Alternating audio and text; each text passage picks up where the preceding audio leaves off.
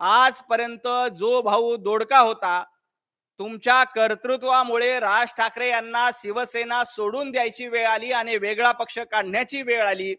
तोपर्यंत तुम्हाला राज ठाकरेंबद्दल प्रेम नव्हतं. तोपर्यंत भावाबद्दल तुम्हाला अजिबात प्रेम नव्हतं. तोपर्यंत तुमचा भाऊ दोडका होता.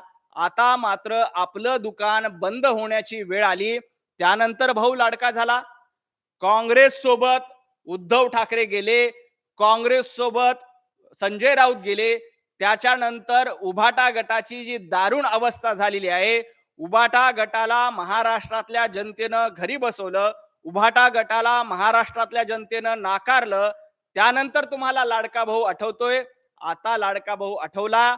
माझी गणरायाला विनंती आहे की येत्या काळामध्ये हे दोन भाऊ एकत्रच राहावेत. पण संजय राऊत यांनी यापुढे देवेंद्रजी असतील किंवा आशिषजी असतील यांच्या परंपरेवर बोलू नये. आपल्या स्वतःच्या कुबुद्ध परंपरेचा आधी संजय राऊत यांनी विचार करावा.